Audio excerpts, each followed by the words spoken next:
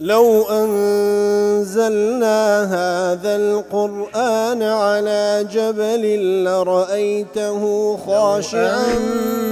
أنزلنا هذا القرآن على جبل لرأيته خاشعا أنزلنا هذا القرآن على جبل لرأيته خاشعا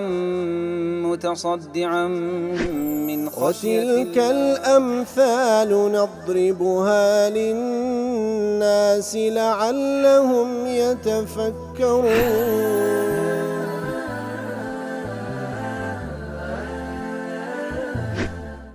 الحمد لله والصلاة والسلام على رسول الله وعلى آله وصحبه ومن والاه.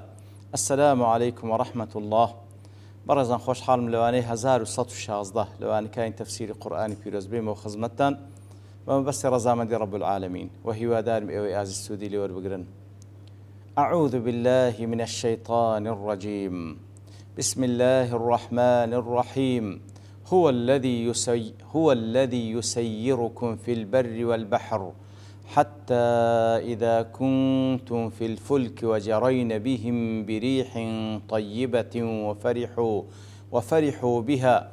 جاءتها ريح عاصف وجاءهم الموج من كل مكان وظنوا أنهم أحيط بهم دعوا الله مخلصين له الدين لئن أنجيتنا من هذه لنكونن من الشاكرين.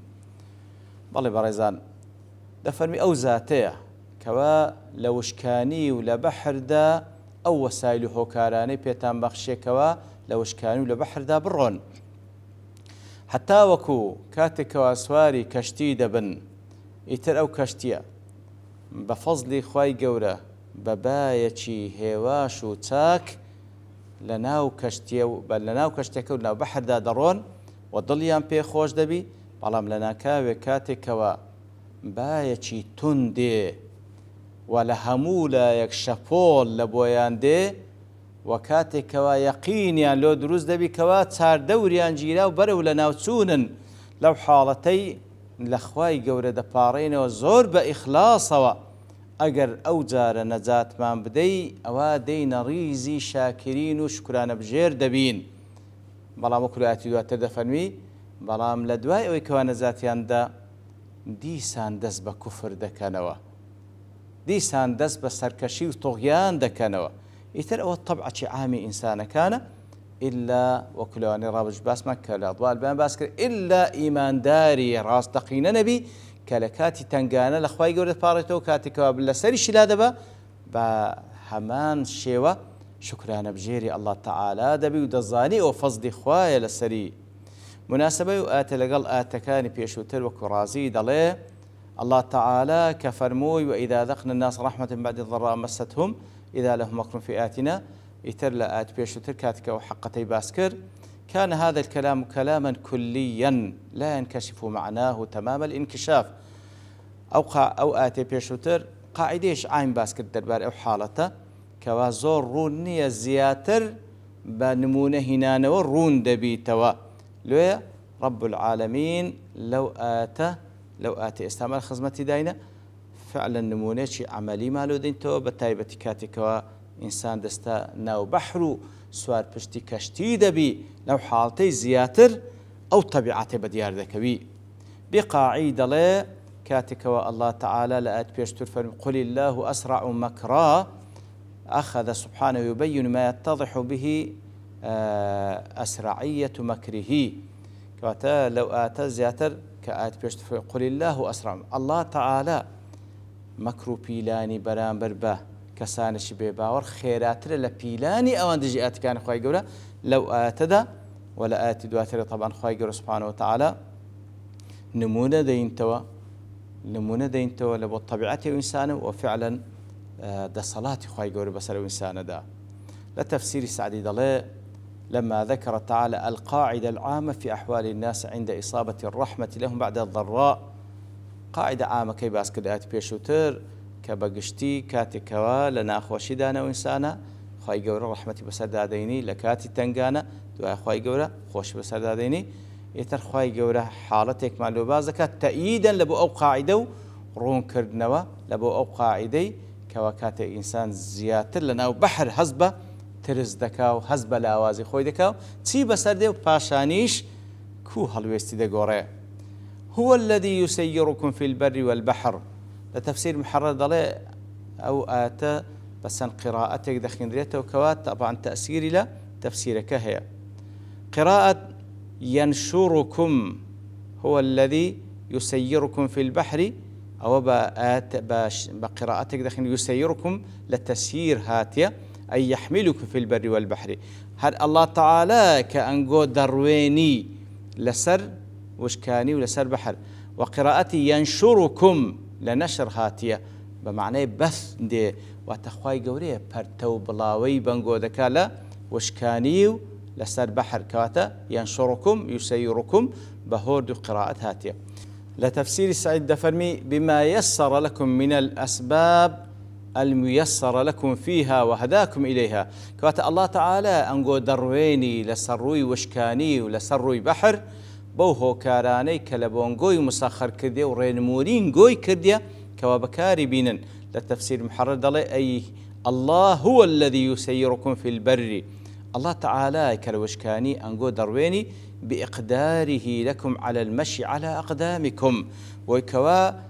خواي قول أتوانا بانقو بخشي لسر بيكان تامبرون لسر وشكاني وبما سخره لكم من الدواب وغيرها وهروها بو هو كاراني كلبونقوي مسخر كده وكوي كوا إيستا لبردسمانا أو زاد سو لولاخو تسلا وشترو تسلا سيارو تسلا قطارو تسلا هر هو كاري شيديكا كخواي قوريه مسخر كده لبوتان ويسيركم في البحر في السفن الذي يسر لكم صنعها وهروها خواي قوريه سبحانه وتعالى أنقو درويني لسروي بحر با أوي كارين موني تاني كردي أو عقلي بيتان بخشي أو كرستخاوي بيتان بخشي كوا كشتي دروز بكن كتيدا بهوي ولا ناو بحركان دابرون لإكليل سيوطي دلي فيه جواز ركوب البحر مطلقا في الغزو وفي غير الغزو كواتا ليردا هو الذي يسيركم في البر والبحر دفرمي أويلي ودجري كوا أو زائزة بمطلقي برهاي كوا لناو بحر برون لناو بحر بوهو كاراني كوا خواي قول بيتاني بخشية أو تسلبو مسائل تجارته لبو سياحت بي لبو هر أسلوبك لبو غزوات بي خواهي قبل لبو تاني إباحة كذي كوالنا وبحر دابرون حتى إذا كنتم في الفلك أي السفن حتى وكو لو كاتيكوا أنقول سربشتي سفينة كان بن كشتي كان بن فلك بمعنى السفينة دي وواحده وجمعه بلفظ واحد سفن ضلي يككي مفردكي وجمعكي بيقلفظ هاتيا بابن فلك هم فلك بمعنى السفينة دي طبعا سفينة سفنة سفينة مفردة سفن جمعكيتي بلان فلك كبمعنى السفينة دي مفردكي وجمعكي هردو شاهن بلفظي سفن دي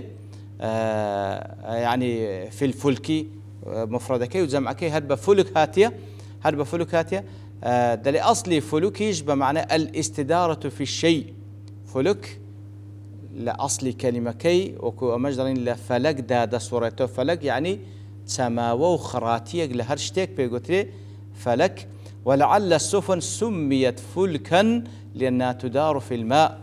سفينة شلوي بيقولي فلك لبر أوي لوانه لبهندي ونالين لبروي دا صورته لناو أو دا صورته لناو بحر كواتا فلك بمعنى سفينة دي إتر السفينة مفردة جمعكي سفونة بلان فلك مفرد وجمعكي هر فلوكة بمعنى سفينة دي حتى وكوكاتك ودسنا سربشتي سفينة لبوي كلنا بحر برون وجرين بهم وتبو سفينة وبو كشتيوا أوان من روان لنا بحر دا زمخ شريد لي وجرين بهم لذا أسلوب كذا فرمي التفات اشتدار رزبوه حيث عدل عن الخطاب إلى الغيبة كواتا لا سرتات هو الذي يسيركم في البر والبحر حتى إذا كنتم في الفلك لأن مخاطبة ما عندك حتى إذا كنتم كأنقول لنا سفينة وجرين بهم بريح طيبة لأن التفاتك لا خطابەکە دروست دەبی واتە ئەوانمان ڕواند لە ناو بەحر ئەوانمان ڕواند کەواتە لە خیتابەوە بووە فعلی ئەوەی یان سیغەیەکی دیکە کەوا باس لە غائب دەکاتن حيث أو التفاتسية للمبالغة كأنه تذكرة لغيرهم ليتعجب من حال وينكر عليهم تفن أو التفات لبوسية لبو مبالغة لبويكوا أنقوم لنا السفينة روان حتى وكو كأوان ما برحمة أواء كواتل لدى صيغة كقورا لبوسية كواتوك تذكري لبو غير مخاطبة كانيش تاوك براستي أو جيجي تعجبه أو هم رحمتتان لقلدك كاتك وكل توابئاتك لكاتي تنقانا هاواري دكنو بهاوار تاندي أو زادوا الشرك لو بيدا دكن براستي جيجي تعجبه كواتا التفاتك دفرمي وبستكت دا لبوي كوا بزلب انتباهه ولبوي كوا فعلا أو كسيك سامعة تعجبي بمن لو حالتي وجرين بهم أوان من هاجوان لنا أو بحرة بريح طيبة أي لينة الهبوب وموافقة للمرغوب كواتب بايتي نرمونيان موافق بلقل ويستو خواستي أواني كوالنا بحر كدانا بو اتجاهي دروا كوا أوان ديانوي وفرحوا بها ضل شامبي خوش بو وكل تفسير سعد ضل واطمأنوا إليها ضل شامبي خوش بو باكو هوايتي نرمونيان وبو اتجاهي كأوان ديانوي ضليان بي خوش دبي بلام لكاتك دكوا أوان لو دل خوشينا جاءتها ريح عاصف بايتشي تنديان هات سريدات شدة عاصف الشديدة الهبوب وتزور بتندي هلي كرد بايتشي وان هات سري لا عاصفيش دلي أصلكي لعصفة هاتي يدل على خفة وسرعة بايكات كوا زور بخيرايدة أي حتى إذا كنتم في السفن وكل تفسير محرر له حتى أوكاتك والناس سفيننا وجرت بكم بسبب ريح لينة الهبوب يتر أو سفينيش لبوتان خواهي قول سبحانه وتعالى مسخري كده بباشي زور نرم كوا ذرواتا بو اتزاي كده تانوي كوا موافقة لقل ويستي وخواستنجو وأواني كوا تيدانا ضليان خوشة بوضع أي كوا تيدانا مطمئنا فبينما هم كذلك كاتك لو حالة دا إذ جاءت السفينة ريح شديدة الهبوب لو حالة دان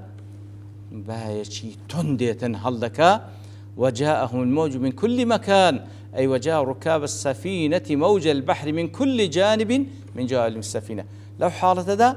وضع كذا قوري بايشي تندي ولحموا لايك شابول برو أو سفينة دي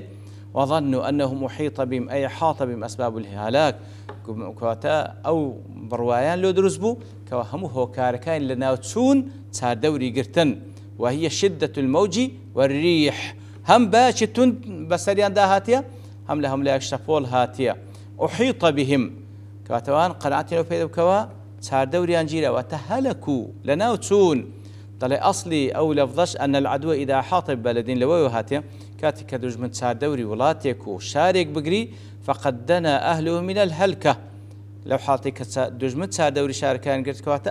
أهلي أو شاري نزيق بوا لناو بتسن وأصل حوط الشيء يطيف بالشيء كواتا أوان قناعتي لدرز بكواتا واو بهلاكتون تسار دوري يعني قرتيان ذات بونيا النية أي وأيقنوا أن الهلاك قد أحاط بهم وأنهم سيغرقون في البحر الهائج يقينا لو درزبو أوان كواتا عزا لناو دسن بهلاك تسون يقينا لو درزبو تسار دوري أنجيلا وكل تفسير سعد عرفوا أنه الهلاك كواتا التواو يقينا لو درزبو لناو تسون فانقطع حينئذ تعلقهم بالمخلوقين لو حالتين فيوزبونيا بمخلوق كان نامينه وعرفوا أنه لا ينجي من هذه الشدة إلا الله وحده أو يقينا لو درزبي أو كوانا ذاتيان بدا لو حالتك إلا الله وحده تنهى الله تعالى لو حالت دعوا الله مخلصين له الدين كواتا لأخواي قورد بارينو زور بإخلاص ودعاء دكن كواه ببيع الشريك لبخواي قورد بالرياض بإخلاص تنهى لأخواي قورد بارينو كوا لو ناخوشيا نزاتيان بدا لبتو صنمو لا لكسيدي كنابان تنهى لله تعالى دبارينو زور بإخلاص دلين لين أنجيتنا من هذه لنكونن من الشاكرين أجر بيتو نزات ما مدي لو ناخوشيا ئەوە بە تەئکید شکر لە دێنە ڕیزی ئەو کەسانی کەوا شکرانە بژێر دەبن. بەڵام وەکو لە ئاەتی دواتر دەفەرمی تاوان کە نەجاتیاندا ئەو وعدەیان ناگەین نەسەر. ئیتر لە تەفسیر ئاتەش چەندین پند و ئامۆژگار لێ وەردەگیرە کە وازانیان باسییان کردێ،